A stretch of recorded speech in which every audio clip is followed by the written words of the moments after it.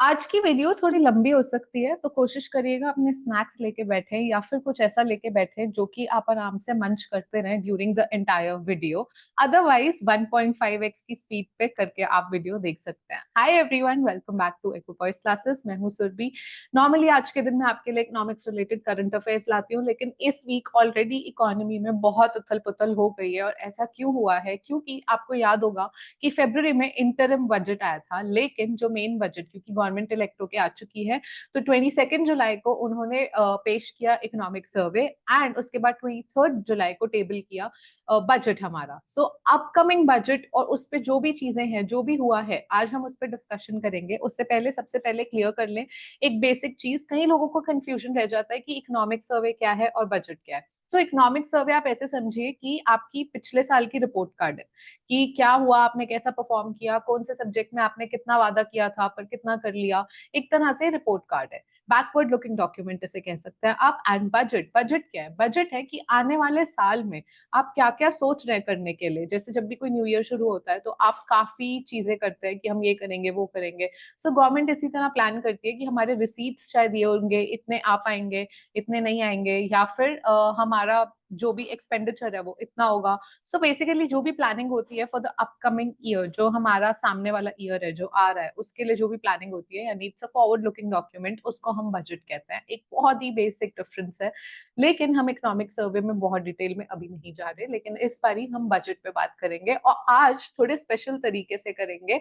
So without wasting any time I share the document and then you'll get to know कि मैं किस बारे में बात कर रही हूँ। ये इन वे आपके लिए एक सरप्राइज भी है, एंड आई रियली होप कि आपको अच्छा लगेगा। सो just hold on.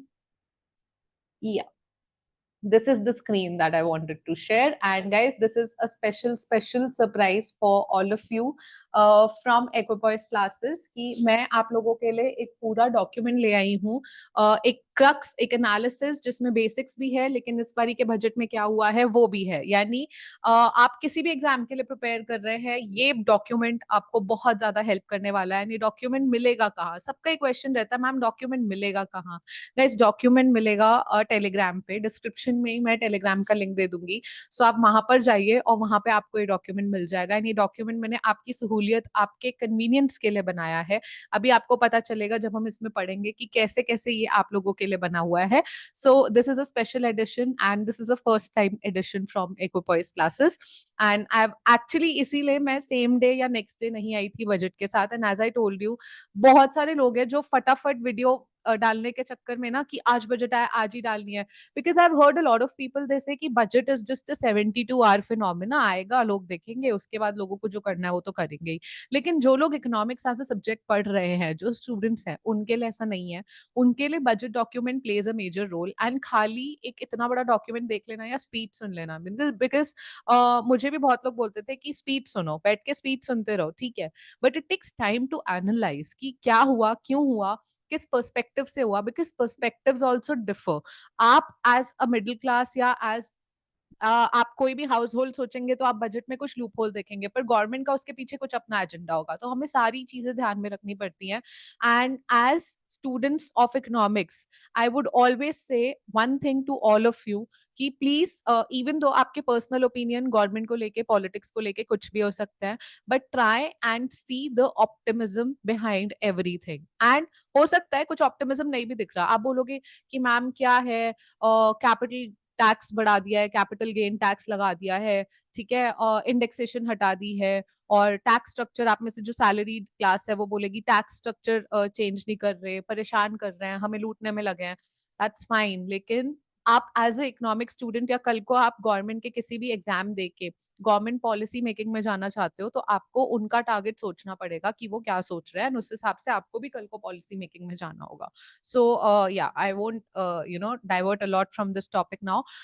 So this is the first time edition from me, and that is why it took me some time to create this, because see, AI tools बहुत लोगों के पास हैं, बोलेंगे कि AI टूल में डालो एंड हो जाएगा, बट इतना इजी नहीं होता। AI आपकी थिंकिंग के पास, AI is genius, but I would से कहते हैं ना कि बारिश हो रही है, सो AI आपको बारिश में प्रोटेक्ट करने वाला अम्ब्रेला हो सकता है, बट बारिश बंद नहीं करा सकता। So that's the thing. And मैं ऐसे बहुत एग्जाम्पल देती रहती हूँ, बट या, सो मूविंग अहेड, मैंने ये पूरा budget document question answer format में क्रिएट करा है, यानी आपके लिए, आपको आपके स्क्रीन पे दिख रहे हैं, there are 15 questions in total, जो जिस पूरे क्वेश्चन डॉक्यूमेंट में ये बजट डिवाइडेड है या ये डॉक्यूमेंट डिवाइडेड है, एंड ये हर किसी का प्रॉब्लम एड्रेस कर रहा है, चाहे आप इकोनॉमिक्स के स्टूडेंट है, चाहे आप नहीं है, चाहे आप जनरली बजट देखना चाहते हैं, समझना चाहते हैं क्या हुआ है। तो ये पूरा डॉक्यूमेंट आपको क्वेश्चन फॉर्मेट में मैंने डिवाइड करा है, क्योंकि ये क्वेश्चंस लोगों के रहते हैं कि यार क्या है बजट, कौन से डॉक्यूमेंट लिस्ट होते हैं, क्या ट्रेंड्स है इनकम के, क्या ट्रेंड्स है एक्सपेंडिचर के, क्यों है, डेफिसिट क्या है। So I've divided everything into question, and now I will give you the answers of these questions. Page number लिखे हुए हैं. As I said, everything is being divided, and there's another surprise. There's a new character in our videos, which is Coco. Meet Coco. So Coco is a character जो आप लोगों के लिए कोई भी ऐसी चीज जो आपको डिफिकल्ट लगती है या आपको कॉन्सेप्चुअली नहीं समझ आती, तो कोको आपके लिए वो चीज एग्जाम्पल के तौर पर लेकर आता है, द सेम चीज। सो बॉक्सेस में आपको एग्जाम्पल दिए हुए हैं, बॉक्सेस में आपको आगे आएंगे देखेंगे कहीं सारा एनालिसिस दिया हुआ है। जैसे हम जब आगे बात करेंगे टैक्स स्ट्रक्चर की, हम गोल्ड पे कस्टम ड्यूटी की बात करेंगे या कैपिटल गेन टैक्स की बात करेंगे। सो ऐसा क्यों करा है, या फॉरेन कॉर्पोरेट टैक्स जो है वो क्यों कम करा है। सो हर चीज का क्यों, वाई, वो भी हमने एड्रेस करने की कोशिश की है। So I tried my best to analyze and put in everything for you in the document, which I would have loved to receive if had I been a student. So that's the thing. अगर मैं student होती, मैं पूरा कोशिश करती कि काश, और मैं बहुत खुश होती मुझे डॉक्यूमेंट मिलता। और एज अ स्टूडेंट मुझे हमेशा से जो डॉक्यूमेंट चाहिए था बजट को समझने के लिए, जो मुझे नहीं मिला, वो मैंने ट्राई करा है इनकॉर्पोरेट करने का आप लोगों के लिए, एंड आई रियली होप आप लोगों को अच्छा लगे। Now let's start with our first question. So our first question is what is budget. क्या होता है बजट, मैंने आपको अभी क्लियर किया, बट फिर भी देख लेते हैं। The budget of the central government, and आपको राइट साइड पे कॉलम्स दिए हुए हैं मैंने, सो दैट आप जब ये पीडीएफ डाउनलोड कर लें तो आप ये अपने पास रख लें, प्रिंट आउट निकाल के, या जो भी है ना, आपको अपने नोट्स ऐड करने हो, so you can add your notes. Okay, so yeah, what is budget. The budget of a central government is not merely a statement, खाली स्टेटमेंट नहीं है रिसीट या एक्सपेंडिचर का। एंड माइंड यू, हमारे constitution में कहीं भी बजट टर्म नहीं यूज किया गया है, annual financial statement term use करा गया है, उसके बारे में हम अभी आगे बात करेंगे। So since independence, it has become a significant statement of government policy. The budget reflects and shapes and is in turn shaped by the country's economy. Okay, so Department of Economic Affair prepare करता है under Ministry of Finance। आपको ये समझना जरूरी है कि budget है क्या। सो बजट जैसे मैंने कहा, सरकार है, सरकार को कंट्री चलानी है, देश चलाना है। सो आपने इलेक्ट किया है, अब वो बोल रहे हैं कि नेक्स्ट जो अपकमिंग ईयर है उसमें हमारे रेवेन्यू इतने हो सकते हैं, एक्सपेंडिचर इतना हो सकता है। और जब वो ये सब आपको मेंशन करके दे रहे हैं, एस्टिमेट्स लगा रहे हैं कि हम कहाँ-कहाँ खर्चा करेंगे, कहाँ-कहाँ से हमारा रेवेन्यू आएगा, तो वो चीज़ वो बजट कहलाता है। Okay, then let's move ahead. So मैंने एक लेमनेड स्टैंड का एग्जांपल लिया है, एंड उससे समझाने की कोशिश की है कि the government budget a lemonade stand example. So imagine you run a lemonade stand. As I said earlier also in my recent videos, I've started taking this example. So your lemonade stand is like a government है, a budget, your budget is your plans for how you'll spend the money you earn from selling lemonade, और आपकी income है जो आप एक एक cup cell करके जो आपकी इनकम आएगी, वो इनकम होगी। एंड एक्सपेंसेस होंगे जो आपका खर्चा होगा कप लाने में, शुगर लाने में, आइस लाने में, ठीक है, रेंटिंग अ टेबल बिकॉज आपने स्टॉल लगाया या स्टैंड लगाया। सो वो सब आपके खर्चे होंगे। अब पॉलिसी स्टेटमेंट क्या हुई। Now let's say you decide to use some of your lemonade money to buy bigger, cooler lemonade stand. This isn't just about spending money, it's a decision about future of your business, right? It shows that you want to grow your business and sell more lemonade. Similarly, government budget is more than just the numbers. So what we say is, क्या वो खाली number है? नहीं। Government जब decide करती है खर्चा करना ऑन एजुकेशन, वो खाली टीचर्स को पे नहीं कर रही, वो बताती है कि उसके लिए इंपॉर्टेंस ऑफ एजुकेशन क्या है। या जिस भी सेक्टर में, हेल्थ केयर पे अगर वो परसेंटेज ऑफ जीडीपी ज्यादा स्पेंड कर रहे हैं, इसका मतलब उनके लिए उसकी इंपॉर्टेंस है। So this is what the numbers say, and it's more than the numbers, that is what we are trying to say. So what are the list, second question, what are the list of the documents laid down in the budget. कौन से documents laid down होता है। Annual financial statement mandated by article 112 of the constitution, you can give it a read. Then the receipts and disbursements are shown under three parts: consolidated fund, contingency fund, and public account of India. Basically expenditure and revenue की बात होती है। सो जब इतना ज्यादा हम revenue revenue कर रहे हैं, रिसीट कर रहे हैं, एक्सपेंडिचर कर रहे हैं, तो रिसीट्स क्या होती है?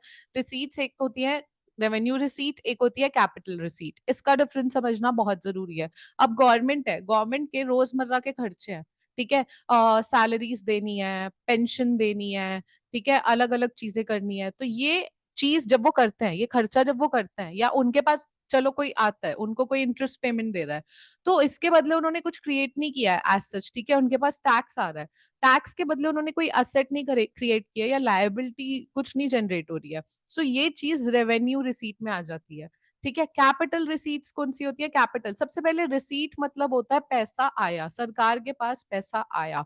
अब सरकार के पास पैसा कैसे आएगा? या तो वो कोई असेट बेच दे अपनी, ठीक है, डिसइन्वेस्टमेंट कर दे, या वो बोरोइंग कर ले, यानी लायबिलिटी क्रिएट कर ले। सो कोई भी ऐसी ट्रांजैक्शन जो लायबिलिटी क्रिएट करती है, लायबिलिटी जनरेट करती है उनके ऊपर, या उनकी कोई एसेट कम करती है, वो होती है कैपिटल रिसीट, ठीक है।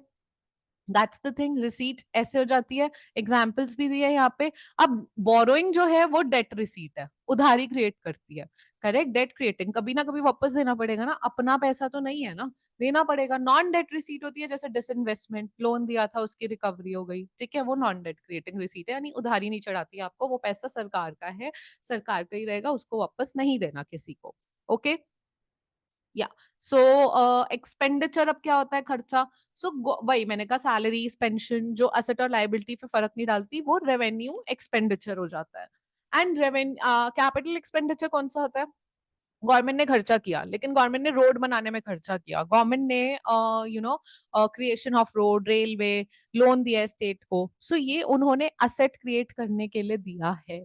कोई भी अगर असेट क्रिएट हो रही है जो लॉन्ग रन में हेल्प करेगी, सो वो वाला जो खर्चा होता है सरकार का, उसे हम कैपिटल एक्सपेंडिचर कहते हैं, ठीक है। ये एग्जाम्पल हो गया। अब उसके बाद बजट एट ग्लांस देख लेते हैं हम, एक ओवरऑल एक ओपिनियन देख लेते हैं क्या रहने वाला है। सो इसके लिए आपको ये समझना जरूरी है कि तीन तरह के एस्टिमेट्स आपको देखने को मिलेंगे, ठीक है। I am writing this down on the screen, three तरह के estimate, which are actual estimate, revised estimate, budget estimates, ठीक है। अब इसका मतलब क्या होता है? जैसे अब हमारा जो ईयर चल रहा है वो जो चल रहा है 2024-25, ठीक है। सो अब ये जो ईयर चल रहा है, अभी इधर एक्चुअल हैपनिंग तो डे टू डे में हो रही है ना, लेकिन गवर्नमेंट ने अगर पहले एक डॉक्यूमेंट दे दिया कि ऐसा ऐसा होगा, तो उन्होंने एक बजट एस्टिमेट दिया है कि अपकमिंग ईयर में ये होगा, ठीक है।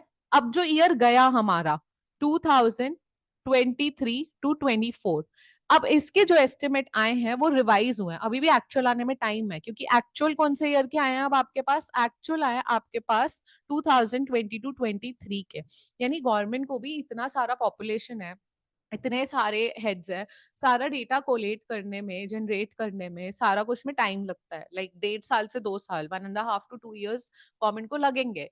तो अब फाइनली जाके अब इस ईयर में 2024 में हमें 2022-23 के एक्चुअल एस्टिमेट देखने को मिले हैं, और अभी भी 23-24 यानी प्रीवियस ईयर के भी बस एक रिवाइज एस्टिमेट मिला है, एक्चुअल नहीं मिला, एक्चुअल अगले साल के बजट में मिलेगा, ठीक है। So this is the difference between actual estimate, revise estimate and budget estimate. ये आपको दिख रहा है, एक्चुअल्स 22-23 के हैं, बजटेड एस्टिमेट्स 23-24 के भी हैं, रिवाइज्ड एस्टिमेट्स भी हैं, और बजटेड एस्टिमेट्स भी हैं 24-25 के अपकमिंग, ठीक है। सो एस्टिमेट्स में क्या कह रहे हैं? रिसीट्स हैं, रिसीट्स आपको दिख रही है, कैपिटल रिसीट्स कम है, रेवेन्यू रिसीट ज्यादा है। एक्सपेंडिचर का हो रहा है, आपको एक ओवरऑल एक्सपेंडिचर दिया है, कैपिटल एक्सपेंडिचर इस साल इतना एस्टिमेटेड है बजट एस्टिमेट में, एंड रेवेन्यू एक्सपेंडिचर कंपैरेटिवली ज्यादा है।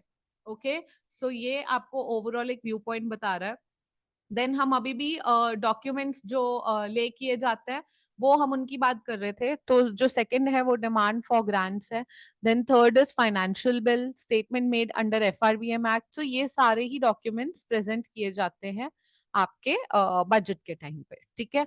देन आ जाते हैं इंपॉर्टेंट क्वेश्चंस पे। What are the trends of income of union government? क्या ट्रेंड्स बोले उन्होंने इनकम में रहने वाले हैं? सबसे ज्यादा इनकम कहाँ से आएगी? Take your own sweet time to analyze this document and tell me कि write it in the comment box video pause करके, सबसे ज्यादा रेवेन्यू कहाँ से आएगा गवर्नमेंट का।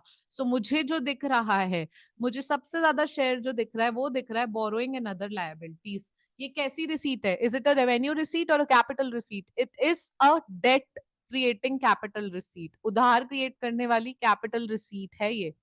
ठीक है, लायबिलिटी क्रिएट कर रही है। 27% मैक्सिमम आपको बोरो करना पड़ रहा है मनी। बोरोइंग के बाद सबसे ज्यादा किसका है? 27% के बाद as I can see is income tax, direct tax. Guys, there is a question again, अगर हम टैक्स की बात करें तो डायरेक्ट टैक्स से ज्यादा रेवेन्यू आ रहा है गवर्नमेंट के पास या इनडायरेक्ट टैक्स से ज्यादा आ रहा है? आपको ये समझना जरूरी है, राइट? सो ये चीज क्लियर करो फटाफट से। गवर्नमेंट को उसके बाद बोरोइंग के बाद जो पैसा आ रहा है वो आपका टैक्स रेवेन्यू है, टैक्स रिसीट है। सो सबसे ज्यादा डायरेक्ट टैक्स से आ रहा है, इनकम टैक्स से। Income tax is a kind of direct tax, and उसके बाद इनडायरेक्ट टैक्स से आ रहा है जीएसटी। ठीक है, एंड अदर टैक्सेस। सो ये चीज थोड़ी बहुत ट्रेंड्स आपको पता होने चाहिए। जैसे लिखा भी है कि borrowing and other liabilities form the largest component of union governments income.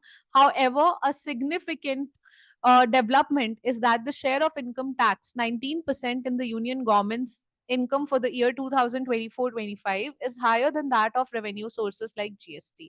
Direct tax से ज्यादा है। सो ये एक सिग्निफिकेंट डेवलपमेंट है देखी जा रही है, जो कि डायरेक्ट टैक्स लोग भर रहे हैं, इनकम टैक्स हो रहा है, और that is forming a major chunk of government's revenue. So this is the trend that you need to remember. तो हमारा लेमिनेट स्टैंड का एग्जाम्पल भी आपको यही बोल रहा है कि अगर आपको समझना है पैसे कहाँ से आ रहे हैं, सो बोरोइंग इज लाइक, आपने अपने पेरेंट्स को बोला कि आपको पैसे चाहिए एंड आपने उनसे बोरो किया। Income tax is like charging people money for each cup of lemonade they buy. And GST is something charging extra again, जो शुगर है या कुछ भी है, छोटी छोटी चीजें उस पे बाय करना। सो मैंने ये वाले एग्जाम्पल्स आपको प्रॉब्लम चैलेंजेस करके इसलिए दिए हैं कि आप लोगों को बेसिक बेसिक जो है वो एग्जाम्पल से भी समझ आता रहे। ठीक है। Then fourth question is again, हमने ये देख लिया सरकार को पैसा मिल कहाँ से रहा है, उनका रेवेन्यू सोर्स क्या है, कहाँ से पैसा आ रहा है। अब हमें ये भी जानना जरूरी है पैसा जा कहाँ रहा है। ठीक है, सो अब ये again take your own time and tell me कि पैसा कहाँ जा रहा है, मेजोरिटी पैसा कहाँ जा रहा है। अब आपको दिखेगा सबसे ज्यादा शेयर जो है वो इंटरेस्ट पेमेंट है। प्लीज गाइज अपना दिमाग लगाओ, लॉजिक मेक करो। हमने ऊपर देखा सबसे ज्यादा पैसा कहाँ से आ रहा था? बोरोइंग से। ठीक है, बोरोइंग से आ रहा था। तो बोरोइंग जितनी बढ़ेंगी, इंटरेस्ट भी तो दोगे बोरोइंग पे। Nothing comes free of cost in life. I always say nothing is for free. जहां भी आप देखते हो ना ये फ्री है, ये फ्री है, वो किसी ना किसी का पैसा जा रहा होता है। फ्री कुछ भी नहीं होता, कुछ भी नहीं होता। सो व्हेन दे से समथिंग इज फ्री, अब गवर्नमेंट कोई आपको बोल रही है फ्री बिजली दे देंगे, फ्री पानी दे देंगे, वो फ्री कहाँ से देंगे? उनके पास क्या टकसाल लगी है? जो फ्री नहीं होता कुछ भी, टैक्स पेयर की पेमेंट होती है, टैक्स पेयर्स की इनकम होती है। आप, कई लोग टैक्स देते हैं। मतलब I heard a very good example and I would want to quote that example and I would want to quote the person also कि thank you. I was looking at the video of Basant Maheshwari sir and उन्होंने एक बहुत अच्छा example दिया कि घर का बड़ा बेटा है और घर का बड़ा बेटा आपको 70-80 हजार कमा रहा है और वो लाके अपने फादर को दे रहा है। उनके फादर जो है वो अपनी वाइफ को दे देते हैं कि तुम संभालो, पर उनकी वाइफ का जो फेवरेट बेटा है, वो सबसे छोटा बेटा है जो कोई काम नहीं करता, पर उनकी वाइफ बहुत सारा पैसा उस छोटे बेटे को दे देती है। राइट? अब ये बहुत ही स्टूपिड एग्जाम्पल लगेगा, बट बहुत ही करेक्ट बात की थी उन्होंने कि यहाँ पे घर का बड़ा बेटा जो है वो टैक्स पेयर्स है। टैक्स पेयर्स ले जाके अपनी इनकम सरकार को देता है। सरकार फादर है जो सारा पैसा फाइनेंस मिनिस्ट्री को दे देती है जो मदर है। देन फाइनेंस मिनिस्ट्री का काम होता है कि बाकी लोगों में वो बांटते रहे। तो ये जितने भी वादे हो जाते हैं गवर्नमेंट की तरफ से कि इतने पैसे देंगे, इतने पैसे देंगे, ये फ्री कुछ नहीं होता। एंड मेरे को एग्जाम्पल इतना अच्छा लगा, मैंने आज ही मॉर्निंग सुना था उनकी videos. I keep on, I would also want you guys to go and listen to his videos. बहुत अच्छी वीडियोस आती है उनकी, बहुत नॉलेजेबल है। तो उनसे हमेशा कुछ सीखने को मिलेगा आपको। Recently I have started, so I would want आप लोग भी जाके देखें, बहुत कुछ सीखने को मिलता है। तो उनके ये एग्जाम्पल से I am glad I could use it in this video, because मुझे बहुत सही लगा था वो। सो यही चीज है guys, don't think anything is free and interest payment cost होती है बोरोइंग की। आपने बोरो किया, उसकी कॉस्ट देनी है आपको, वो इंटरेस्ट पेमेंट होती है। तो वही चीज हो रही है कि इंटरेस्ट पे कर रहे हैं हम, सबसे ज्यादा इंटरेस्ट में खर्चा जा रहा है गवर्नमेंट का, एंड सरकार दर सरकार बदलती जा रही है, पर वो बोरो करते जाते हैं और फिर आगे आने वालों को इंटरेस्ट पेमेंट देनी पड़ती है। बट आफ्टर इंटरेस्ट कौन सा आपको दिखेगा? 19% यहाँ पर आपका ये है, देन अच्छा 21% इज आपका share of taxes duty state को देते हैं जो आप, एंड उसके बाद आपको central sector schemes. So you should know the difference between central sector schemes versus centrally sponsored schemes. तो सेंट्रल सेक्टर स्कीम्स कौन सी होती है? जो 100% सेंट्रल गवर्नमेंट चला रही है। सेंट्रली स्पॉन्सर्ड होती है जिसमें सेंटर का शेयर है, स्टेट का भी शेयर है, पर सेंटर उसे डायरेक्टली हैंडल नहीं कर रहा है। ठीक है। So interest payments form a larger component of union government's expenditure 19%। Subsidies also account for 6%, subsidy देती है सरकार, एंड सब्सिडी में भी फूड सब्सिडी का हाईएस्ट बर्डन है। सो गाइज ये आपको as you know economic student पता होना चाहिए कि फर्टिलाइजर की सब्सिडी ज्यादा है या फूड की सब्सिडी ज्यादा है। ठीक है। आपका पीडीएस पब्लिक डिस्ट्रीब्यूशन सिस्टम आपको दिखेगा, then followed by fertiliser subsidy जो आपको मिनिमम सपोर्ट प्राइस के तौर पे दिखेगा, एमएसपी में दिखेगा, and then there is petroleum subsidy. Okay. So again laminate बता रहा है कि लेमिनेट स्टैंड के तौर पे कौन से एक्सपेंडिचर्स हो सकते हैं। So guys go and give it a read, I think it's fun. आपको पूरा डॉक्यूमेंट नहीं पढ़ना, आप लेमिनेट के एग्जाम्पल से सारा डॉक्यूमेंट समझ जाओ फिर भी। ठीक है। इसके अलावा गवर्नमेंट ट्रांसफर करती है रिसोर्सेज टू स्टेट्स ऑल्सो, जो कि बढ़ते जा रहे हैं। बजटेड एस्टिमेट आपको देखने को मिलेगा कि it's going up, the upward trend is something that is easily visible. Then the fifth question is what are the different types of deficit? What is deficit? पहले तो ये बात करते हैं। देखो, डेफिसिट मतलब कमी। ठीक है। अब कमी किस चीज की है? सरकार को कमी किस चीज की है? पैसे की। पैसा पैसा, वो गाना सुना है ना, पैसा पैसा करती है। तो सरकार पैसा पैसा करती है, पैसे पे ही मरती है, वही वाला सीन है यहाँ पे। ठीक है। खर्चा बेसिकली, आप सरकार के पास 600 रुपए थे, सरकार ने खर्च दिए 1000 रुपए। अब भाई 600 रुपए थे तुम्हारे पास, तुमने सामान ले लिया 1000 रुपए का, बाकी के 400 कहाँ से लाएंगे? तो वो 400 रुपए का डेफिसिट है, कमी है ना, यानी एक्सपेंडिचर ज्यादा है रेवेन्यू से। तो इसका मतलब जो बाकी का पैसा है उसकी कमी है आप में, एंड वो वाली कमी को हम डेफिसिट कहते हैं। पर ये डेफिसिट भी तरह तरह के होते हैं, सिर्फ ये ऐसे इतना इजीली जो मैंने बोल दिया एक्सपेंडिचर बढ़ रहा है रेवेन्यू कम हो रहा है, ये नहीं होता। उसमें भी स्टाइल्स है भाई, टर्म है, पढ़ोगे यार स्टूडेंट तो बहुत सारे कॉन्सेप्ट आएंगे। फिस्कल डेफिसिट सबसे ज्यादा बात किए जाने वाला डेफिसिट है। फिस्कल डेफिसिट का क्या मतलब होता है? It is the difference between revenue receipt plus non debt. अच्छा चलो, मैं ये नहीं बता रही, मैं सिंपल बताती हूँ। टोटल एक्सपेंडिचर सरकार का, जो कि है revenue expenditure plus capital expenditure, minus total receipt जो गवर्नमेंट की है, revenue receipt plus capital receipt. लेकिन इसमें से माइनस कर दो बोरोइंग।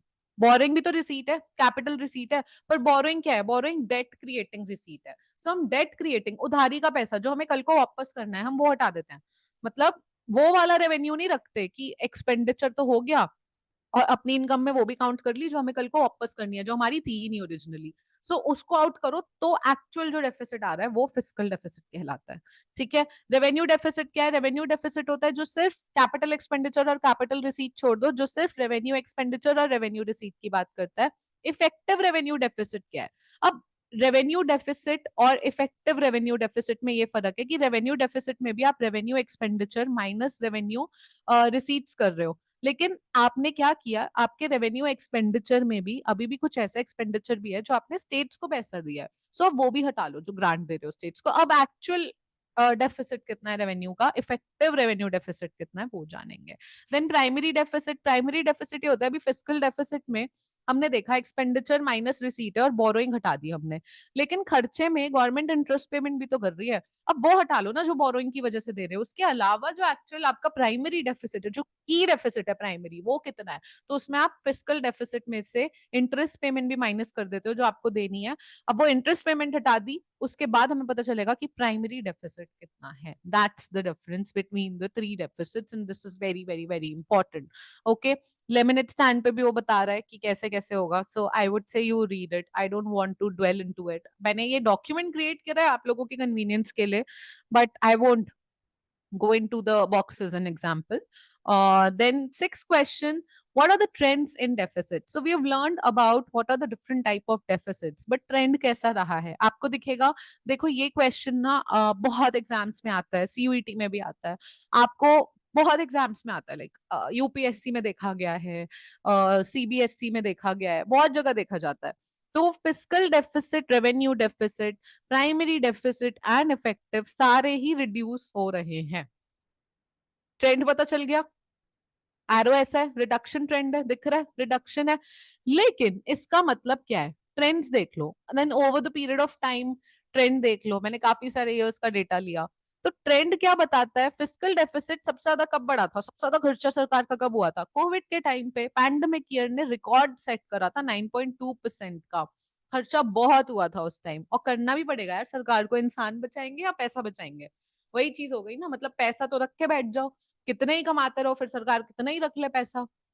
कोविड में सारे घरों में, मतलब आप पैसा, मैं कहती हूँ कंजूस से कंजूस कोई फैमिली हो जो अपने पैसे नहीं खर्चना चाहती, लेकिन कोविड में इंसान बचाने के लिए तो वो अपना सब लुटाने को तैयार है ना, क्योंकि इनमें इंसान ज्यादा प्यारा है या पैसा ज्यादा प्यारा है. अब अगर कोई ऑपोजिट केस है तो हो सकता है, आजकल तो कुछ भी हो सकता है, तो मैं वो नहीं कमेंट करूंगी.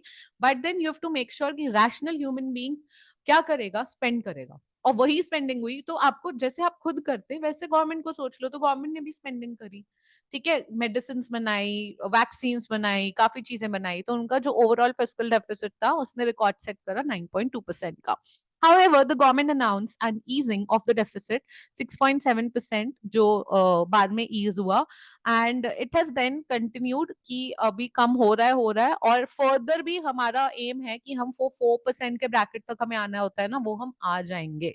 ठीक है, तो सेम चीज हो गई.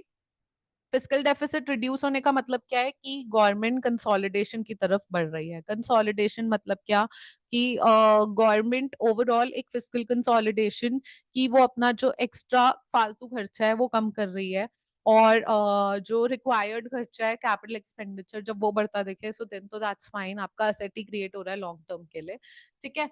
अब ठीक है, हमें पता चल गया कि डेफिसिट क्या है और डेफिसिट हो रहा है, ट्रेंड क्या है, हमें सब पता चल गया. अब next question is, how is the deficit finance.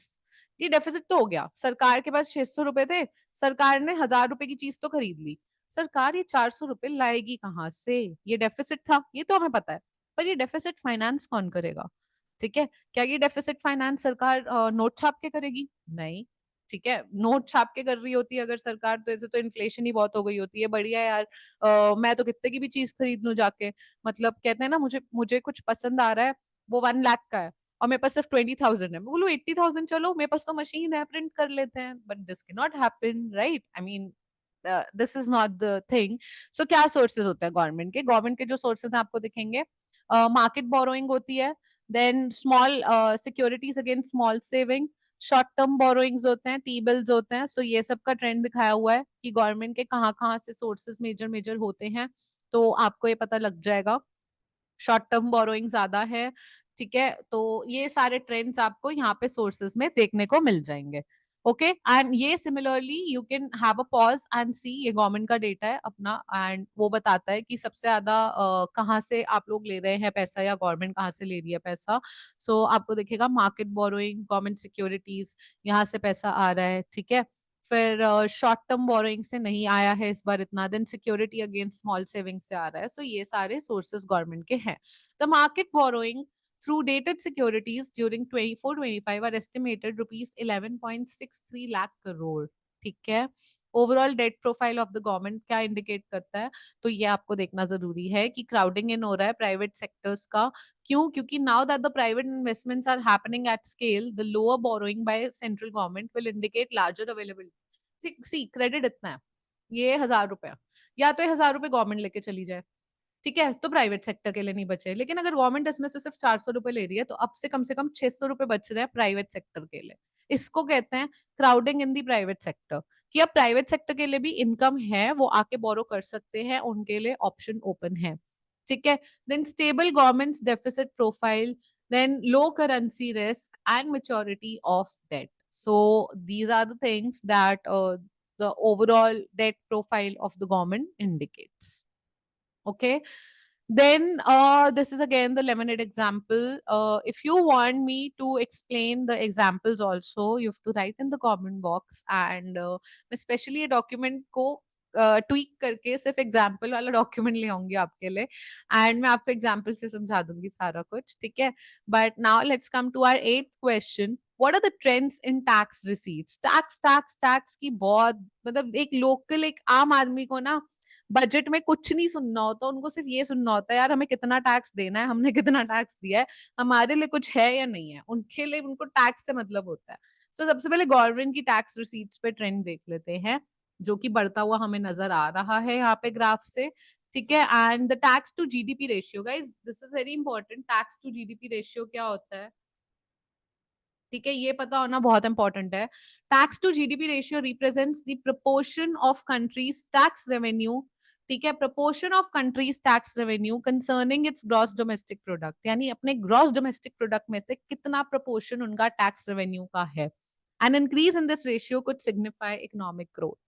All right. Then, as of financial year 24-25, India's tax to GDP ratio is expected to stand at 11.8%. Of this, the direct tax constitute approximately 6.8%, while indirects are 5%. So अभी भी आप direct tax देखोगे ज्यादा ही है, indirect tax comparatively कम है। To trends are significant, कौन से two trends are significant? India's tax to GDP ratio has exceeded the pre COVID trend and is at the highest level in the last 10 years। यानी tax जो लोग pre Covid देते थे ना, जो revenue government के पास आता था रिसीट्स में, टैक्स रिसीट्स में, वो प्री कोविड लेवल्स को भी पार कर चुका है, बहुत ज्यादा टैक्स रेवेन्यू आ रहा है, and it's the highest in last 10 years। And the higher share of direct tax in tax to GDP is considered a hallmark of progressive tax burden। progressive tax income के साथ tax increase होगा, तो ये progressive tax होता है, and ये show कर रहा है जो आपका डायरेक्ट टैक्स का शेयर है कि एक्चुअली लोगों की इनकम बढ़ रही है, जिसके साथ वो टैक्स भी दे रहे हैं वो भी बढ़ रहा है, ठीक है। तो ये प्रोग्रेसिव टैक्स बर्डन दिखाता है। All right, now the major question जो सब्जेक्ट से थोड़ा हटता है बट आम आदमी के लिए है, the next question, I think previous question was also 8, I think I should change the numbering of the questions, but या, our next question is what are the changes in tax structure? This is ninth, this would be a ninth question, guys, this is not eighth, let's clear it, ninth question है ये, ठीक है। So what are the changes in the tax structure? क्या changes हुए हैं आप लोगों के लिए, ये समझ लीजिए। सबसे पहले तो स्टैंडर्ड डिडक्शन, जो आपकी सैलरीड एम्प्लॉयज हैं, ठीक है, जिनकी सैलरीज आती हैं, स्टैंडर्ड डिडक्शन होती थी टैक्स कैलकुलेट करने के लिए, पहले वो 50,000 थी, अब वो 75,000 हो गई, which is in a way a relief for at least people who earn, you know, I mean, I would say personally, I see this budget being helpful। 10 lakh जिनकी इनकम है, मतलब 6 to 10, 3 to 10 वाले ब्रैकेट में उन लोगों को फायदा हुआ है, क्योंकि उनके लिए अगर डिडक्शन कम होगी, सी 10-12 हजार आपके बचेंगे, तो आपका हाई सैलरीड एम्प्लॉय हो तो आपके पैसे बचेंगे, तो उससे उतना फर्क नहीं पड़ेगा। लेकिन जो कम सैलरी लेते हैं उनको तो 10-12 हजार का बेनिफिट भी बहुत मैटर करेगा। सो ये एक चीज एस्पेक्ट आपको देखने वाली है, ठीक है। सो या स्टैंडर्ड डिडक्शन जो हमें देखने को मिल रही है, आप पहले ये देख सकते हैं, एंड स्टैंडर्ड डिडक्शन होने से जो आपको बेनिफिट दिख रहा है, उसके बाद जो आपकी टैक्सेबल इनकम है वो दिख गई आपको, एंड टैक्सेबल इनकम के बाद आपका जो टैक्स ब्रैकेट है उसमें भी चेंज आया, जिस वजह से I would say there is a good benefit for people. Like अगर आप एक बेंचमार्क लोगे, 8,75,000 आपकी पैकेज है, ठीक है, एक स्टैंडर्ड पैकेज ले लेते हैं। सो प्री टेस्ट लेवल पे सबसे यानी जो पिछला टैक्स स्ट्रक्चर था आपका, उस टैक्स स्ट्रक्चर पे अगर आप कैलकुलेट कर लेंगे सारा, तो आपको इस पे देना पड़ता था 38,500, 38,500 का टैक्स। अब सब कुछ कर आके टैक्स डिडक्शन लगने के बाद स्टैंडर्ड डिडक्शन जो है वो आपकी बढ़ गई है, ठीक है, अमाउंट, एंड उसके बाद टैक्स स्ट्रक्चर चेंज होने की वजह से अब वो अमाउंट रह गया 31,000, ठीक है। सो इन अ वे 7,500 का फायदा है। एंड दैट्स ओके, मतलब बेनिफिट एंड में तो बेनिफिट है, आप देखोगे तो। सो मैंने इसीलिए 10 लाख से कम इनकम ली, क्योंकि उन लोगों को थोड़ा बहुत फायदा हुआ है। हाँ, जिनकी ज्यादा इनकम है उनको शायद इतना फर्क नहीं पड़ेगा इतने अमाउंट से, obviously it would be peanuts for them, so may be doesn't matter. Guys, इसी के साथ एक और चीज है कि देयर इज असेसमेंट ईयर होता है आपका, एक फाइनेंशियल ईयर होता है। सो मेरा फाइनेंशियल ईयर अगर इस वक्त चल रहा है 24-25, तो इसका असेसमेंट ईयर होगा अपकमिंग आगे ईयर, जिसमें असेसमेंट होगी इस ईयर की। सो नेक्स्ट ईयर, ठीक है, that would be the assessment year, यानी आपको दिख रहा है 24-25। All right. So tax structure में चेंज हुआ है, 3 to 6 का ब्रैकेट था 5% के लिए, 3 to 7 का ब्रैकेट हो गया, 6 to 9 का ब्रैकेट था 10% के लिए, 7 to 10 हो गया। बाकी तो आई थिंक इट्स मोर और लेस दी सेम। तो मैंने कहा ना 10 लाख तक वालों को थोड़ा बेनिफिट तो हुआ है, बाकियों के लिए तो इट्स स्टैंडर्ड डिडक्शन का जो चेंज है वही चेंज है, ठीक है, but still that's the change. Now modification of capital gain tax. What is the capital gain tax? सबसे पहले आपको ये समझना जरूरी है कि what is capital gain tax. मैं आपको बहुत डिटेल में नहीं बताऊंगी, मैं बस इतना बताऊंगी कि आपने कोई प्रॉपर्टी ली या आपने कोई शेयर लिया, आपको पता होगा शेयर मार्केट, स्टॉक मार्केट, लोग एक कंपनी का शेयर ले लेते हैं, हिस्सा, यानी आप जितने शेयर ले रहे हैं उतने परसेंट के आप मालिक हो जाते हैं उस कंपनी के। सो आपने कोई शेयर लिया 100 रुपए का, ठीक है, आपने उसको बेचा 300 रुपए में, जो आपका ये फायदा हुआ है ना 200 का, इस पे भी अब आपको टैक्स देना है। अब इसमें बहुत सारी चीजें हैं, listed, unlisted, short term, long term, उस पे नहीं जाएंगे। मैं एक बेसिक समझाने की कोशिश कर रही हूँ, मैं वो एक्सपर्ट नहीं हूँ, स्टॉक मार्केट एक्सपर्ट और वो सब मैं नहीं हूँ। बहुत सारे यूट्यूब चैनल्स हैं, आपको चाहिए मैं सजेस्ट कर दूंगी, वो बहुत एक्सपर्टीज से, they have their expertise and they will explain it in the better format. I don't want to, कहते हैं ना, मुझे हर किसी के काम में टांग नहीं अड़ानी, मेरा जो है उसी में रहता है। तो I think capital gain tax मैं आपको समझाने की कोशिश कर रही हूँ। सिमिलरली आपने कोई प्रॉपर्टी ली थी, 1 लाख की ली थी वो प्रॉपर्टी, और वो 54 लाख की हो गई, आपका बहुत अच्छा लक चल गया, अब बेच दी आपने, 53 लाख प्रॉफिट हुआ, उस पे आपको टैक्स देना है, ठीक है, ये है। और अब इंडेक्सेशन भी हटा दी है। तो इंडेक्सेशन हटा दी मतलब पहले इन्फ्लेशन एडजस्टेड प्राइस होता था, इन्फ्लेशन एडजस्टमेंट होता था, इंडेक्सेशन हटाने से टैक्स ज्यादा देना पड़ेगा आपको। सो गवर्नमेंट बहुत ही छोटी छोटी चीजें भी पकड़ रही है कि वो कहाँ कहाँ से पैसा निकाल सकती है, वहीं से पैसा निकल रहा है। So modification of capital gain tax, सबसे पहले इंडेक्सेशन है, उसके रिमूव होने से गवर्नमेंट को बेनिफिट हो रहा है। Short term gain tax, short term gain tax increase हुआ है, short term gain tax 15 to 20% हो गया है। एंड लॉन्ग टर्म आपका, सो बेसिकली इसमें 33% का इंक्रीज आ गया है, इसमें 25% का इंक्रीज आ गया है, 10 to 12.5% हो गया है। एंड LTCG एग्जाम्पशन लिमिट, ठीक है, लॉन्ग टर्म कैपिटल गेन, आपके आपका ये long term capital gain exemption limited जो लिमिट जो है वो इंक्रीज हो गई है, यानी it has been raise from 1 lakh to 1.25 lakh. All right. So these are the terms, these are the things, basic code समझा दिया मैंने क्या होता है, अब इससे ज्यादा डिटेल अभी पहले ये समझ लो होता गया है। देन कॉर्पोरेट टैक्स में रिडक्शन हुआ है, बट डोंट थिंक कि डोमेस्टिक कंपनीज के लिए हुआ है। डोमेस्टिक कंपनीज के लिए 2019 में हुआ था, if I am not wrong, it's still 22%। तब कम हुआ था कि हमें उनको बेनिफिट देना था। अभी फॉरेन कंपनीज के लिए कम हुआ है। क्यों कम हुआ होगा फॉरेन कंपनीज के लिए? ताकि फॉरेन कंपनीज आए, इंडिया में आए, क्योंकि इंडिया में अब दो तरह की फॉरेन कंपनीज जो है, ठीक है, वो दो तरह के प्रोजेक्ट्स के लिए आती है इंडिया।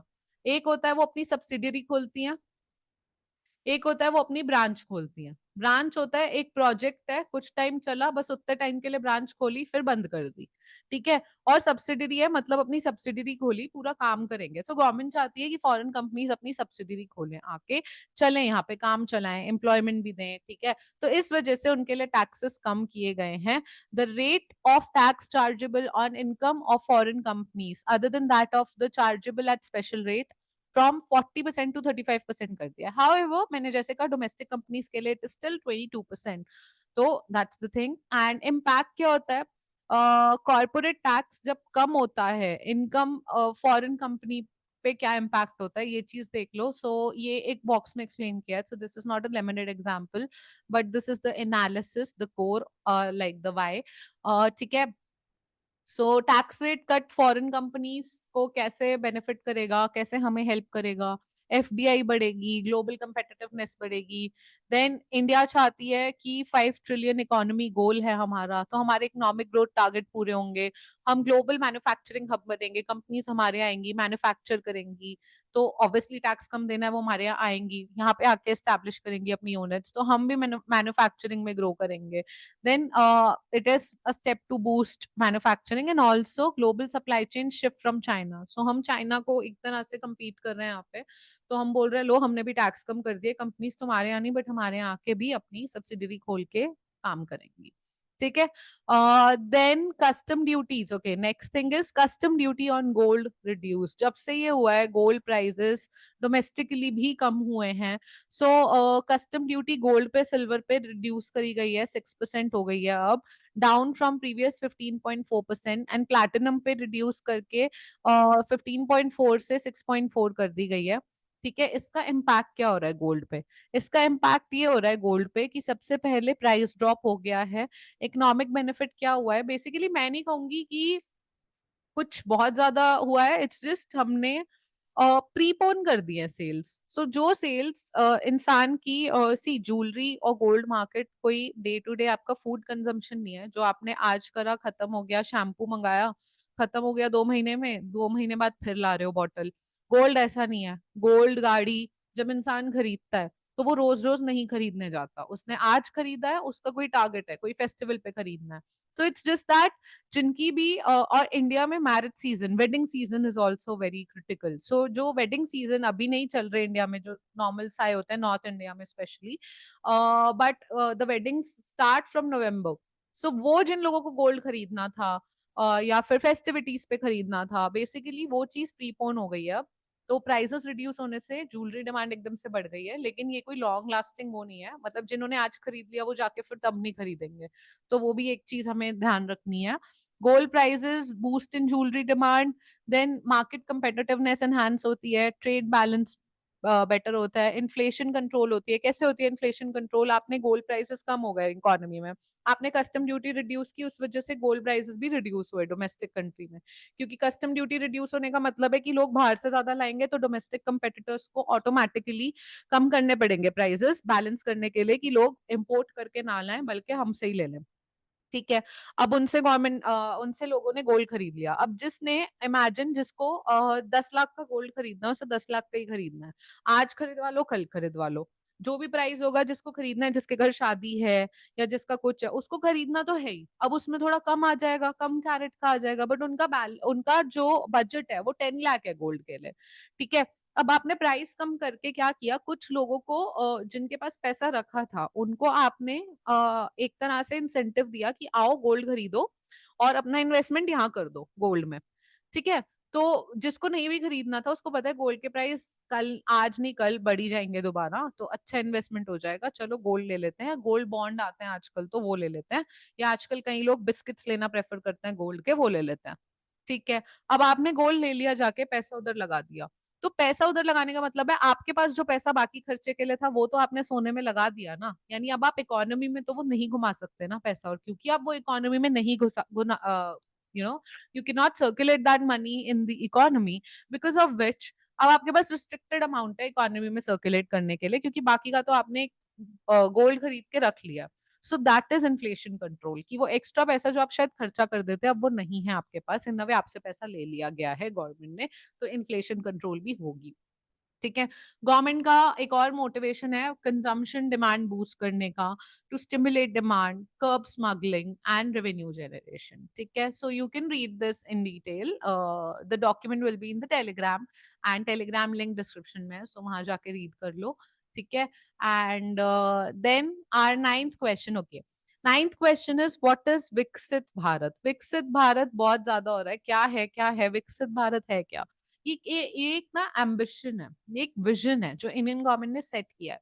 इंडिया को आजादी मिली थी 1947 में, हम अभी डेवलपिंग इकोनॉमी है, तो इंडिया का गोल है कि बाय द टाइम जब 100 इयर्स हो हमारी इंडिपेंडेंस को, यानी व्हेन इन 2047 हम डेवलप्ड नेशन बने। और to proceed towards being that developed nation, we are working hard and we are setting certain goals जिससे हम लोगों को डेवलपिंग से डेवलप्ड स्टेट में या नेशन में हम आ सके। ठीक है. सो Viksit Bharat is an ambition vision set forth by the Indian government to transform India into a developed nation by year 2047. All right, when we complete 100 years of our independence, which marks the 100th anniversary. Okay, this long term goal focuses on comprehensive and inclusive growth across various sectors to elevate the country's economic, social, and infrastructural standard to those of a developed nation. Okay, that's our goal. So during union budget 24-25 हमने ना हमारे budget में 9 की priority areas को lay down करा गया ताकि हम ये अपना विजन जो है ये अचीव कर पाए. Okay, so what are those 9 priorities of the budget? This is our next question. What are the priorities of the budget this year? There are 9 strong pillars. Okay, and that's on your screen. These are the 9 pillars of budget this time. 9 priority areas: productivity and resilience in agriculture, employment and skilling, inclusive human resource development and social justice, manufacturing and services, urban development, energy security, infrastructure, innovation, research and development, next generation reforms. Okay, so that's the thing. Priority 1 बात कर लेते हैं. Priority 1 is productivity and resilience in agriculture. So productivity और resilience in agriculture क्या है, किस बारे में बात हो रही है? सबसे पहले डिजिटल पब्लिक इंफ्रास्ट्रक्चर लाना. ठीक है, पब्लिक इंफ्रास्ट्रक्चर को डिजिटल करना यानी डिजिटल क्रॉप सर्वे करना, अलग अलग मेथड यूज करके, जिससे कि आपको पता हो कि कौन सी डिस्ट्रिक्ट में क्या चल रहा है, क्या रिक्वायरमेंट है. देन इशुएंस ऑफ जन समर्थ बेस्ड किसान क्रेडिट कार्ड्स. ओके, so अभी के लिए it would be enabled in 5 states. Then financial support for setting up a network of nucleus breeding centers for shrimp broodstocks to be provided. Okay. Then national cooperation policy to be framed with an objective to fast track growth of rural economy. All right, इसमें कुछ special समझाने की need तो नहीं है. Then और क्या है, 1.52 lakh crore allotted for agriculture and allied sectors. Okay, then new 109 high yielding and climate resilient varieties of 32 field and horticulture crops to be released for cultivation by farmers. A strong push to 1 crore farmers across the country towards natural farming supported through certification and branding.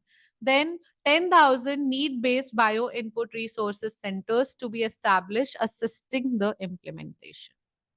Okay, so main देख लेते हैं इसमें क्या क्या हमारा M है. Transform करना सबसे पहले एग्रीकल्चर को, फिर आत्मनिर्भरता, जैसे for oil seeds such as mustard, groundnut, हमको चाहिए कि हम लोग खुद प्रोड्यूस करें सारा कुछ, हम उसमें आत्मनिर्भर बने.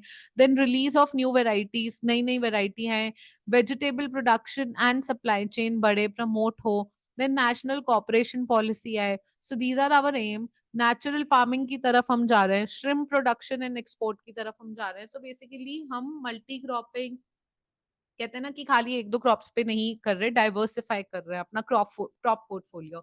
सो whosoever invest in the stock market, आपको पता होगा, we talk of the portfolios में अलग अलग कंपनी, अलग अलग शेयर, अलग अलग सेक्टर्स होते हैं. सो सिमिलरली हम क्रॉप पोर्टफोलियो को भी डाइवर्स करने की कोशिश कर रहे हैं, डिजिटल पब्लिक इंफ्रास्ट्रक्चर ला रहे हैं. So these are the things. Then priority 2 is employment and skilling. Employment and skilling में हम लोगों ने क्या लाया है, तो इस बार कुछ नई चीजें हुई हैं जो आपको देखनी जरूरी है. सबसे पहले स्कीम ये हुई है जो फर्स्ट टाइमर्स के लिए, ठीक है, जो पहली बार जॉब करेंगे तो उनके साथ क्या है, 1 month wage to new entrant in all formal sectors in 3 instalments up to ₹15,000. यानी सारा का सारा नहीं देंगे, 15,000 तक 3 इंस्टॉलमेंट में देंगे. एंड एक्सपेक्टेड बेनिफिट कितना होगा आपको, बहुत सारे यूथ को बेनिफिट होने का चांस है. देन स्कीम बी है job creation in manufacturing sector के लिए, ठीक है. एंड स्कीम सी है टू सपोर्ट एम्प्लॉयर्स. तो सबके लिए, फर्स्ट टाइमर्स के लिए, मैन्युफैक्चरिंग में जॉब सपोर्ट के लिए है, एंड एम्प्लॉयर्स को सपोर्ट करने के लिए. Will talk of it in the detail अभी. देन या वी आर ऑल्सो एमिंग कि वुमेन का पार्टिसिपेशन बढ़े. एंड वुमेन का पार्टिसिपेशन बढ़ने के लिए इट इज वेरी इंपॉर्टेंट हमारी कंट्री में कि एक औरत कितना ही काम कर ले बाहर जाके, बट उसी की ड्यूटी होती है बच्चे संभालना घर में. तो इसी वजह से, और बाहर रहने का सेफ्टी, ये दो कंसर्न्स बहुत ज्यादा होते हैं वुमेन के लिए. तो ये दोनों ही कंसर्न एड्रेस करने की कोशिश की है कि वर्किंग हॉस्टल्स बनाए जाए जो भी लड़कियां या औरतें काम करती हैं उनके लिए वर्किंग हॉस्टल्स बनाए जाएं और क्रैश फैसिलिटी लाई जाए बच्चों को संभालने के लिए, ताकि वो काम कर पाए और वो प्रोडक्टिविटी में हाथ बटा पाए। ओके, देन लोन्स देने की बात की गई है up to ₹7.5 lakh with a guarantee from a government promoted fund. और ये स्टूडेंट्स को हेल्प करने के लिए जो स्टूडेंट्स पढ़ना चाहते हैं, जिनके पास कुछ कोलैटरल रखने को नहीं है, एंड फाइनेंशियल सपोर्ट करने की बात कही गई है। Then direct e vouchers up to 1 lakh every year students को देने की बात करी गई है। इसके अलावा स्किलिंग प्रोग्राम की 20 लाख यूथ जो है उनको स्किल दिए जाएंगे 5 साल में। 1000 इंडस्ट्रियल ट्रेनिंग इंस्टीट्यूट्स जो है वो अपग्रेड किए जाएंगे। देन कोर्स कंटेंट सब कुछ स्किल बेस्ड, स्किल नीड्स के हिसाब से अपग्रेड होगा। ठीक है, सो फर्स्ट टाइमर्स के लिए क्या है, यही कि डायरेक्ट बेनिफिट ट्रांसफर है, 1 मंथ सैलरी 3 इंस्टॉलमेंट में up to 15,000 to the first time employees registered in EPFO. EPFO में रजिस्टर करेंगे पहली बारी तो आपको बेनिफिट होगा 15,000 तक का 3 इंस्टॉलमेंट में।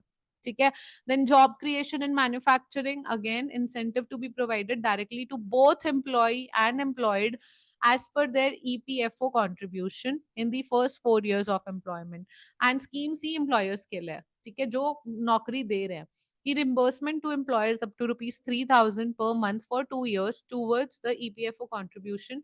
जिस भी additional employee को लाओगे तो आपको reimbursement मिलेगी। ठीक है, ओके, देन स्किलिंग बूस्ट करने के लिए 1000 ITIs to be upgraded in hub and spoke arrangement, then focus on outcome and quality in collaboration with states and industries। internship top companies में दी जाएंगी। 1 crore youth to be skilled by India's top companies in 5 years। 12 month prime minister's internship will monthly allowance of 5,000, यानी monthly allowance तो मिलेगा ही और 12 महीने का internship मिलेगा, सरकार देगी इंटर्नशिप। हालांकि I would have loved it अगर थोड़ा और क्लासिफिकेशन करते कि कितने मार्क्स होंगे क्या होगा, क्योंकि ऐसे तो आप टॉप कंपनीज में दे दोगे और इतना सारा यूथ है तो किस किस को दे दोगे, कहाँ से इंफ्रास्ट्रक्चर लाएंगे वो केटर करने का ना। तो थोड़ा और स्पेसिफाई करते चीजों को, इतना ब्रॉड बेस नहीं लिखना चाहिए था। उम्मीद हर किसी में जगा के फिर लोगों की उम्मीद मारने वाली बात है ये, बट या keeping the personal sentiment side। Special focus in women and students, तो वही कि वुमेन हॉस्टल होंगे, क्रैश होगा, कोलैबोरेशन होगी इंडस्ट्री से, तो वहां पे ये सेटलमेंट होगी कि जो हस्बैंड एंड वाइफ है उनका एक बच्चा है, तो हस्बैंड अपनी नौकरी पे चले गए, वाइफ अपनी नौकरी पे जाएगी, तो बच्चे को कौन संभालेगा, तो बच्चे के लिए क्रैश फैसिलिटी होगी। और अगर कल को वाइफ को बाहर भी जाना पड़ रहा है तो उसके लिए हॉस्टल्स होंगे, वर्किंग हॉस्टल्स होंगे, ताकि सेफ्टी का पूरा ध्यान रखा जाए। Then model skill loan scheme होगी एंड ई वाउचर्स होंगे। So these are the things. Then third priority is inclusive human resource development and social justice. Inclusive human resource development का क्या मतलब है, पूर्वोदय, विकास भी, विरासत भी। ठीक है, अब इसका मतलब क्या है, plan for endowment rich states in the eastern parts covering Bihar, Jharkhand, West Bengal, Orissa, Andhra Pradesh and generation of economic opportunities to attain Viksit Bharat. ठीक है, Amritsar Kolkata industrial corridor will be developed of industrial node to Gaya. Okay, so ये डेवलप करने की कोशिश हो रही है, सब स्टेट्स को इंक्लूड करने की कोशिश हो रही है। एलोकेट करेंगे 3 lakh crore for schemes benefiting women and girls, include करेंगे उन्हें भी। प्रधानमंत्री जनजातीय उन्नत ग्राम अभियान, ये क्या बोलता है कि इंप्रूव करेंगे socio economic condition, tribal communities को इंक्लूड करने की बात कर रहे हैं ये। And more than 100 branches of India post payment bank will be set up in north east reason.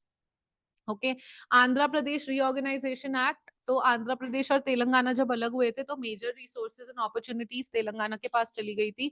Andhra Pradesh को काफी इश्यूज फेस करने पड़े, जिस वजह से फाइनेंशियल सपोर्ट मिलेगा 15,000 करोड़ का।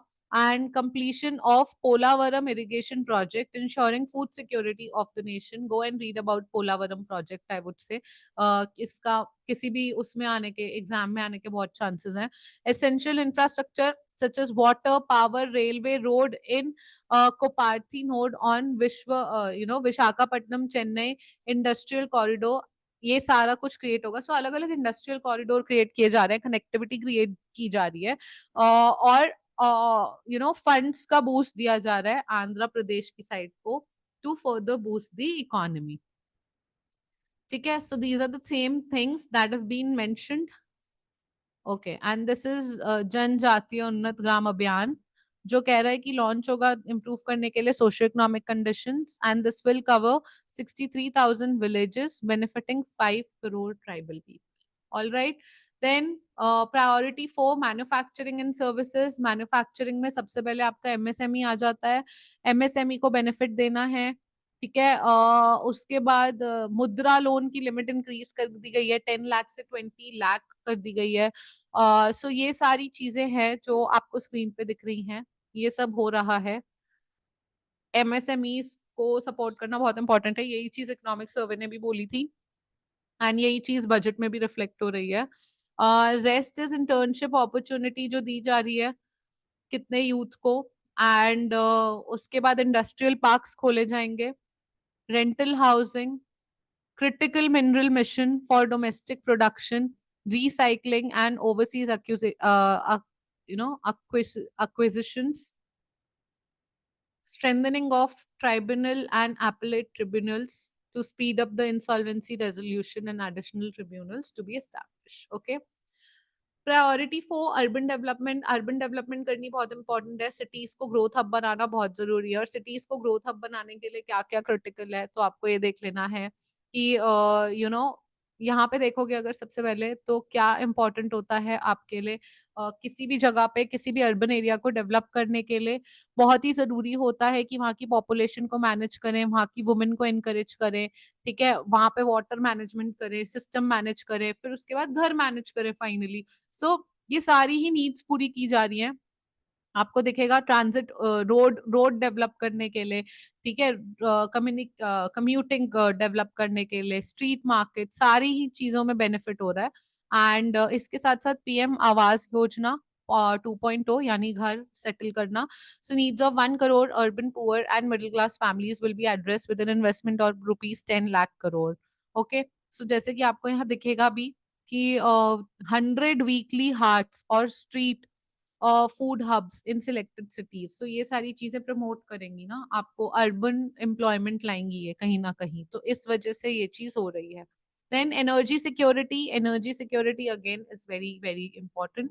एंड उसमें हम क्या बात कर रहे हैं, उसमें हम बात कर रहे हैं कि आप ओवरऑल देखोगे, अगर आपको यहाँ पता चलेगा तो हम बात कर रहे हैं कि हम सोलर पावर प्लांट लगा देंगे, और सोलर पावर प्लांट से इलेक्ट्रिसिटी का प्रॉब्लम भी सॉल्व करेंगे, एंड जो आपका रिन्यूएबल एनर्जी है वो भी अवेलेबल होगा। इसी के साथ हम यहाँ पे बात यही हो रही है, availability, accessibility and affordability. So more than 1.228 crore registrations and 14 lakh applications received under PM सूर्य घर मुफ्त बिजली योजना, PM सूर्य घर मुफ्त बिजली योजना। और इसी के साथ साथ रिसर्च एंड डेवलपमेंट पे खर्चा होगा, क्योंकि हमारे यहाँ पे रिसर्च एंड डेवलपमेंट में सबसे कम खर्चा होता है, जिसकी इम्पोर्टेंस बहुत ज्यादा है आई वुड से। सो रिसर्च एंड डेवलपमेंट पे खर्चा थोड़ा ज्यादा बढ़ना चाहिए। इसी के साथ साथ आपको देखने को मिलेगा कि energy audit of traditional micro and small industries in 60 clusters with financial support of shifting them to cleaner form. So यही प्लानिंग है कि क्लीनर फॉर्म की तरफ जाएं। एंड इसी के साथ साथ नेक्स्ट आ जाते हैं इंफ्रास्ट्रक्चर, जो सबसे ही इंपॉर्टेंट है। इंफ्रास्ट्रक्चर पे तो गवर्नमेंट सबसे ज्यादा फोकस करे हुए है। सो प्रोविजन हुआ है इस बार, आपको ये नंबर याद रखना बहुत इजी है, 1111111, ठीक है, करोड़ इंफ्रास्ट्रक्चर के लिए दिया गया, यानी which makes 3.4% of GDP. 1.5 lakh crore states को दिया जा रहा है। एंड इसी के साथ फेज 4 आ रहा है कनेक्टिविटी का, इंफ्रास्ट्रक्चर का, ये आपको देखना बहुत इंपॉर्टेंट है। इरिगेशन एंड फ्लड मिटिगेशन के लिए पैसा दिया जा रहा है। और इसी के साथ साथ आपको देखना है टूरिज्म भी प्रमोट किया जा रहा है, टूरिज्म एंड जो अपना कल्चर है, अलग अलग जगह पे अलग अलग बुद्धिज्म के लिए कॉरिडोर्स बनाने की कोशिश की जा रही है। तो जैसे कि हम देख सकते हैं, industrial node at Gaya on Amritsar Kolkata industrial corridor to be develop, and road connectivity develop होगी, यानी पटना पूर्णिया ने बक्सर भागलपुर, और उसके बाद ये सारी बोध गया राजगीर वैशाली, ये सारे कॉरिडोर्स डेवलप हो रहे हैं टूरिज्म टूरिज्म प्रमोट करने के लिए। Okay. And special financial support of ₹15,000 provided for Andhra Pradesh रियोग। ओके गाइस, ये ना देखो, अब यहाँ मैं हमेशा बोलती हूँ कि इकोनॉमिक्स कभी भी अकेले नहीं आती, economics is always related to the political situation of your country, क्योंकि पॉलिटिकल सिचुएशन जो होगी कंट्री की, वैसी ही इकोनॉमी रन करेगी, वो लोग करेंगे। So it is all interconnected I will say. nothing is something which कि इकोनॉमी इंडिपेंडेंटली चल रही है एंड पॉलिटिकल डिसीजंस कोई रोल नहीं प्ले कर रहे, नो इट्स नॉट दैट। अब आंध्र प्रदेश को क्यों स्पेशल फाइनेंशियल सपोर्ट दिया गया है ये आप लोग भी जानते हैं, और अगर आप पॉलिटिकल न्यूज थोड़ी भी फॉलो करते हैं तो कोलिजन गवर्नमेंट है एंड जिन जिन लोगों ने साथ में साथ दिया उनको सपोर्ट करना इम्पोर्टेंट है।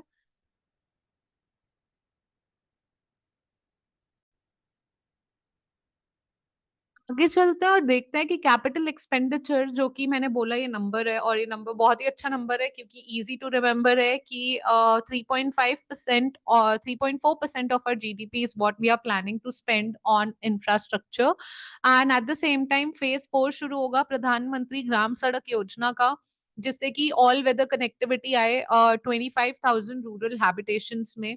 तो हम इंफ्रास्ट्रक्चर पे बहुत ज्यादा फोकस कर रहे हैं।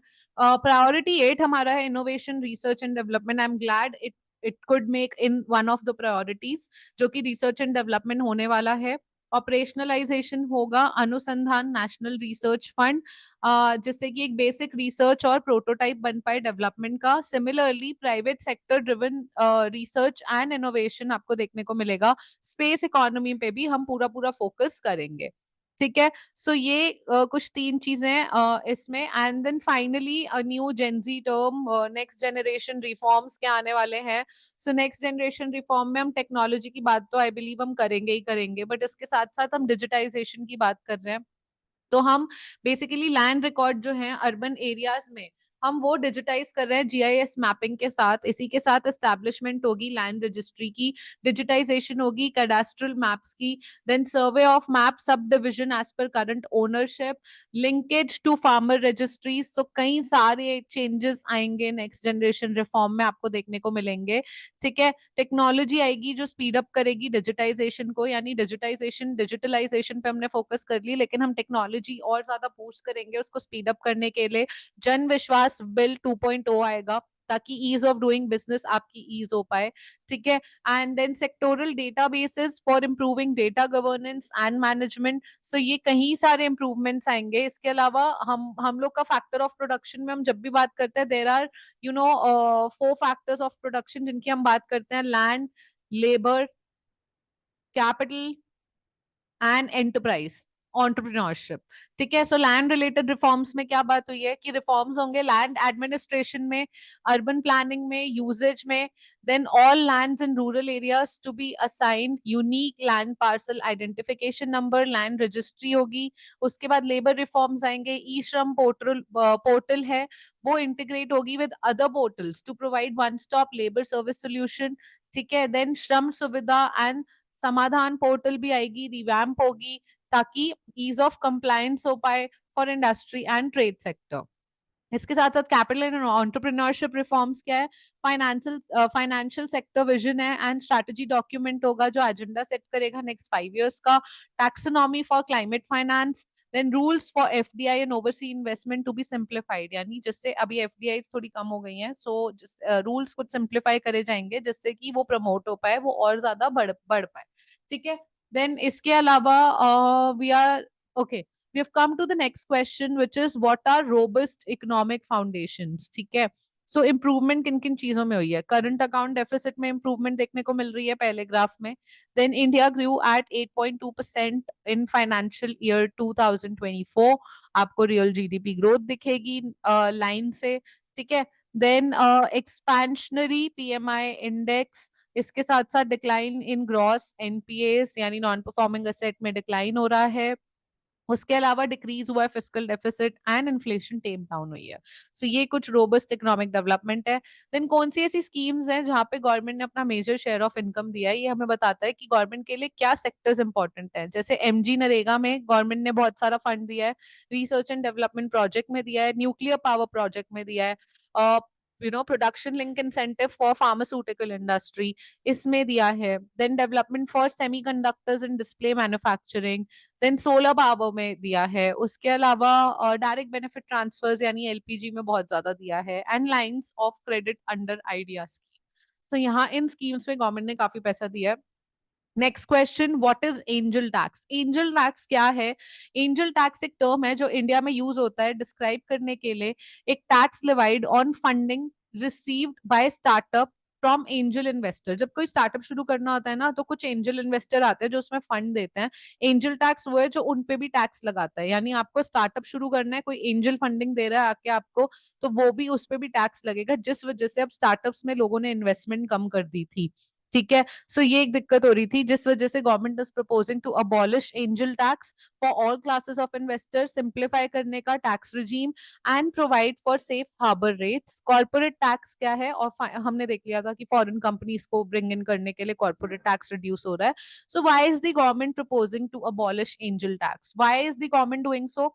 गवर्नमेंट प्रपोज करी है ताकि स्टार्टअप ग्रोथ जो है वो प्रमोट हो पाए, टैक्सेशन पॉलिसी सिंप्लीफाई हो पाए, अगेन इन्वेस्टमेंट जो कम हो गई थी वो इन्वेस्टमेंट और ज्यादा अट्रैक्ट हो पाए, इसी के साथ साथ वैल्यूएशन चैलेंजेस है वो एड्रेस हो पाए, कई बार वैल्यूएशन से नहीं लग पाती स्टार्टअप की, ठीक है, वो चीज एड्रेस हो पाए, फिर अलाइन करने के लिए ग्लोबल प्रैक्टिसेस के साथ, ठीक है, creating a competitive edge, similarly fostering a positive ecosystem and enhancing economic growth, that is our goal। and angel tax laminate example से भी बता दिया है कि क्या होता है और गवर्नमेंट उसको क्यों अबॉलिश करने का सोच रही है।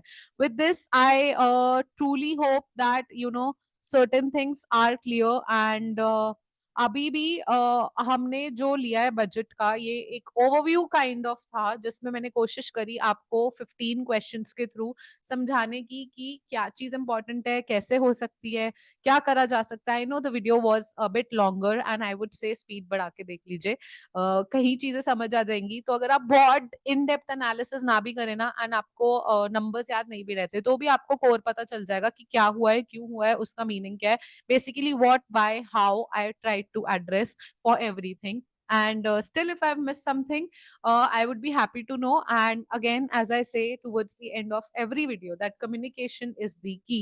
So I tried to put in my best to give you the best, but maybe आपका बेस्ट कुछ और है जो अभी तक मुझे कम्युनिकेट ही नहीं हो रहा है आपकी साइड से। So it is very important कि आप मुझे बताएं कि कहाँ पे क्या कमी छूट रही है, ताकि मैं एड्रेस करूं, क्योंकि मैं आपको हमेशा बोलती हूँ मैं कोई अंतर्यामी नहीं हूँ जिसको यहाँ बैठे बैठे समझ आ जाएगा स्क्रीन के साइड कि मेरी ऑडियंस को मुझसे क्या चाहिए। So please let me know कि you know what are the things that you liking, and if you like this video, if you love the document, and if the document that I'll be sharing on the Telegram group will be helpful to you in any way, please let me know, because बहुत effort जाता है, तो मुझे बहुत अच्छा feel होता है, मैं बहुत मोटिवेटेड फील करती हूँ आगे और ज्यादा इम्प्रोवाइज चीजें करने के लिए।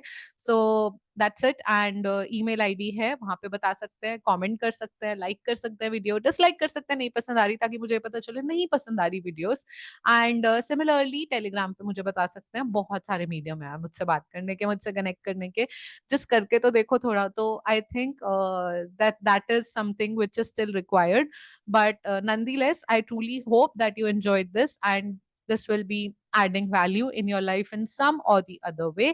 And if it does, please do consider liking, sharing and subscribing to the channel. I'll see you next time. Till then, take care, and thank you so much for showing so much of love to Equipoise classes. I'm truly very grateful to each and every one of you. I'll see you next time. Till then, take care and bye bye.